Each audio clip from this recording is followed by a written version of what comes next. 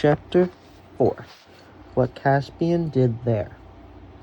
Next morning the Lord Bern called his guests early, and after breakfast he asked Caspian to order every man he had into full armor. And above all, he added, let everyone be as trim and scoured as if it were the morning of the first battle in a great war between noble kings with all the world looking on. This was done, and then in 3 boatloads Caspian and his people, and Bern with a few of his, put out for Narrow Haven. The king's flag flew in the stern of his boat, and his trumpeter was with him. When they reached the jetty at Narrow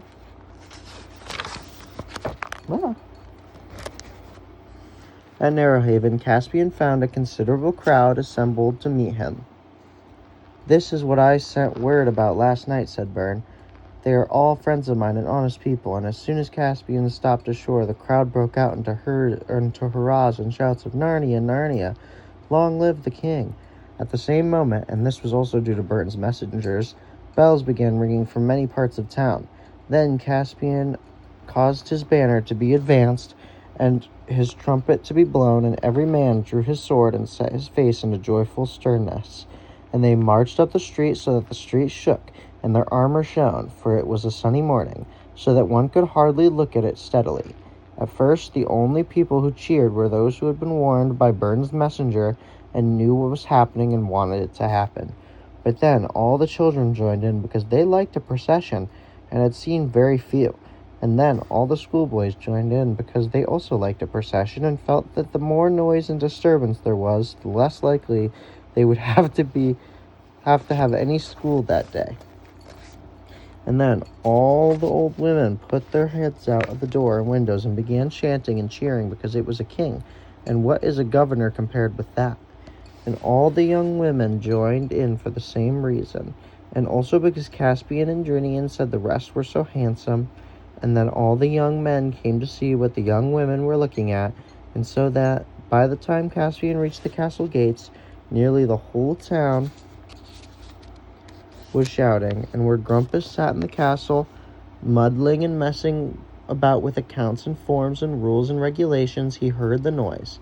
At the castle gate, Caspian's trumpeter blew a blast and cried, "Open for the king of Narnia, come to visit his trusty and well-beloved servant and governor of the Lone Islands." In those days, everyone in the islands was done in a slovenly, slouching manner. Only a little postern opened, and out came a tousled fellow with a dirty old hat on his head instead of a helmet, and a rusty old pike in his hand. He blinked at the flashing figures before him. "Carnsee's Fishancy," he mumbled, which was a way of saying, "You can't see his sufficiency." "No interviews without appointments except between 9 and 10 p.m., second Saturday of every month." "Uncover before Narnia, you dog," thundered the Lord Bern, and dealt him a rap with his gauntleted hand, which sent his hat flying from his head. "Who's it all about?" began the doorkeeper, but no one took any notice of him. 2 of Caspian's men stepped through the postern, and after some struggling with bars and bolts, and everything was rusty, flung both wings of the gate wide open, and then the king and his followers strode into the courtyard. Here a number of the governor's guards were lounging about, and several more, they were mostly wiping their mouths, came tumbling out of the various doorways.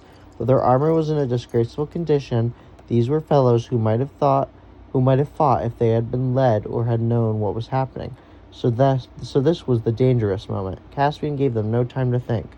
"Where is the captain?" he asked. "I am more or less, if you know what I mean," said the languid and rather dignified young person without any armor at all.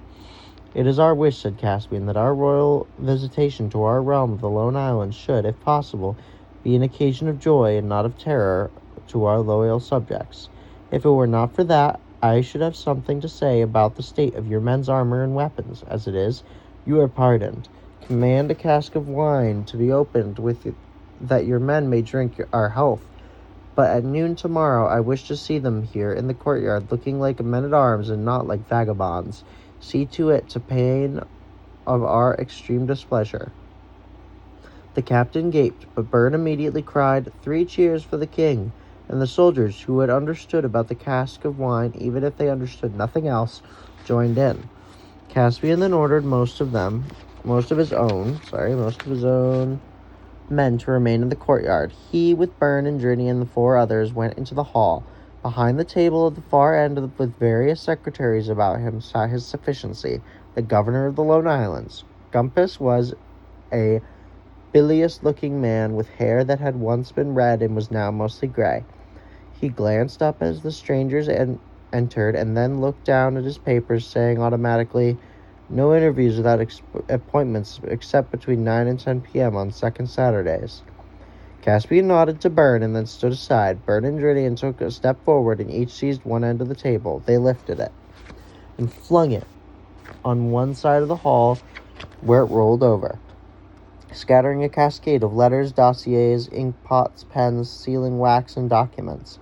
Then, not roughly but as firmly as if their hands were pincers of steel, they plucked Gumpus out of his chair and deposited him, facing it, about 4 feet away. Caspian at once sat down in the chair and laid his naked sword across his knees. "My lord," said he, fixing his eyes on Gumpus, "you have not given us quite the welcome we expected. We are the King of Narnia." "Nothing about it is in the correspondence," said the governor. "Nothing in the minutes. We have not been notified of any such thing. All irregular.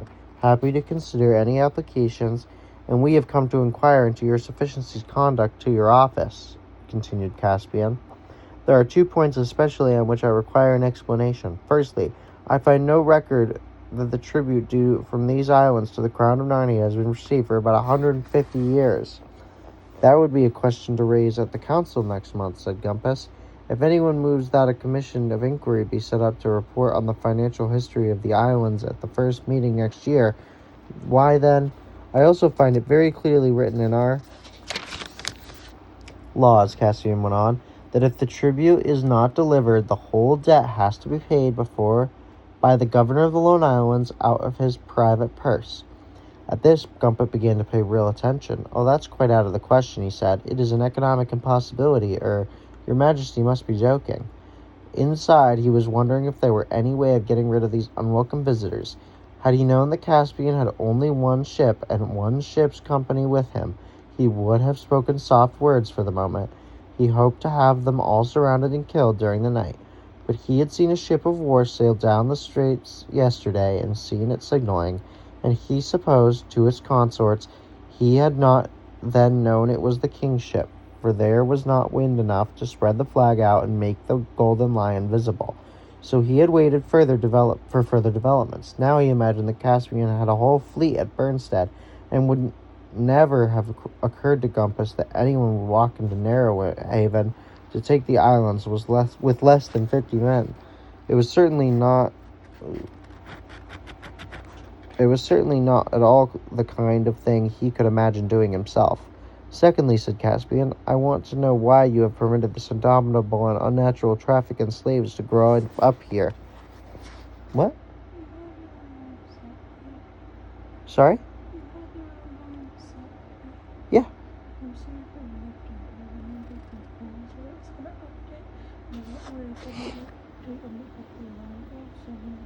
Yeah, I'll set my alarm for 5:30. It's set to 5 right now, but I will update it. "To the ancient custom and usage of our dominions, necessary, unavoidable," said his sufficiency, "an essential part of the economic development of the islands, I assure you. Our present burst in prosperity depends on it. What need have you of slaves? For export, your majesty. Sell them to Calormen mostly, and we have other markets. We are a great center of the trade." "In other words," said Caspian, "you don't need them. Tell me what purpose they serve except to put money into the pockets of such as Pug." "Your majesty's tender years," said Gumpus, with what has meant to be a fatherly smile, "hardly make it possible that you should understand the economic problem involved. I have statistics. I have graphs. I have—" "Tender as my years may be," said Caspian, "I believe I understand the slave trade from within quite as well as your sufficiency, and I do not see that it brings into the islands meat or bread or beer or wine or timber or cabbages or books or instruments of music or horses or armor or anything else worth having. But whether it does or not, it must be stopped." "But that would be putting the clock back," gasped the governor. Have you any idea of the progress of development? I have seen them both in an egg, said Caspian. We call it going bad in Narnia. This trade must stop. I can take no responsibility for any such measure, said Gumpus. Very well, then, answered Caspian. We relieve you of your office. My Lord Byrne, come here. And before Gumpus quite realized what was happening, Byrne was kneeling with his hands between the king's hands and taking the oath of governor of the Lone Islands in accordance with the old customs, rights, usages, and laws of Narnia. And Caspian said, I think we have had enough of governors, and made Byrne a duke, the Duke of the Lone Islands. As for you, my lord, he said to Gumpus, I forgive you your debt for the tribute, but before noon tomorrow you and yours must be out of the castle, which is now the Duke's residence. Look here, this is all very well, said one of Gumpus's secretaries, but suppose all you gentlemen stop play-acting and we do a little business. The question before us really is— The question is, said the Duke, whether you and the rest of your rabble will leave without a flogging or with one. You may choose without, which you prefer. Then all this had been pleasantly settled. Caspian ordered horses, of which there were a few in the castle, though very ill-groomed, and he, with Byrne and Driddy and a few others, rode out into the town and made for the slave market. It was a long, low building near the harbor, and the scene which they found going on inside was very much like any other auction. That is to say, there was a great crowd, and Pug on a platform was roaring out in a raucous voice, Now, gentlemen, lot 23, fine Terebinthian agricultural labor, suitable for the mines or the galleys, under 25 years of age, not a bad tooth in his head, good brawny fellow, take off his shirt, tax, and let the gentleman see. There's muscle for you. Look at the chest on him, 10 crescents from the gentleman in the corner. You must be joking, sir. 15, 18 is a bidding for a lot. 23, any advance on 18? 21? Thank you, sir. 21 is bidden. But Bug stopped and gasped when he saw mail-clad figures who had clanked up to the platform. On your knees, every man of you, to the King of Narnia, said the Duke. Everyone heard the horses jingling and stamped outside, and many heard some rumors of the landing and the events at the castle. Most obeyed. Those who did not were pulled down by their neighbors. Some cheered. Your life is forfeit, Pug, for laying hands on the royal persons yesterday, said Caspian. But your ignorance is pardoned. The slave trade was forbidden in all of our dominions quarter of an hour ago. I declare every slave in this market free. He held up his hand to check on the cheering of the slaves and went on. Where are my friends? That dear little Gel and the nice young gentleman, said Pug with an ingratiable smile. Why, they were snapped up at once. We're here, Caspian, cried Lucy and Edmund together, and at your service, sire, peeped Reepicheep from another corner. They had all been sold, but the men who had bought them were staying to bid for another slave, and so they had not yet been taken away. The crowd parted to let the three of them out, and there was a great hand-clasping and greeting between them and Caspian. 2 merchants of Calormen at once approached. The Calormen have dark faces and long beards. They wear flowing robes and orange-colored turbans, and they are wise, wealthy, courteous, cruel, and ancient people. They bowed most politely to Caspian and paid him long compliments all about the fountains of prosperity and irrigating the gardens of prudence and virtue and things like that. But of course what they had wanted was that money they had paid. That was only fair, sir, said Caspian. Every man who has bought a slave today must have his money back. Pug, bring out your takings to the last minim. A minim is the 14th part of a crescent. Does your good majesty mean to beggar me, whined Pug? You have lived on broken hearts all your life, said Caspian, and if you are beggared, it is better to be beggared than a slave. But where is my other friend? Oh, him, said Pug. Oh, take him and welcome. Glad to have him off my hands. I've never seen such a drug in the market in all my born days. Priced him at 5 crescents in the end, and even so nobody'd have him. Threw him in free with the other lots, and still no one would have him. Wouldn't touch him, wouldn't look at him. Tax, bring out Sulky. Thus Eustace was produced, and sulky he certainly looked. For though no one would want to be sold as a slave, it is perhaps even more galling to be a sort of utility slave whom no one will buy.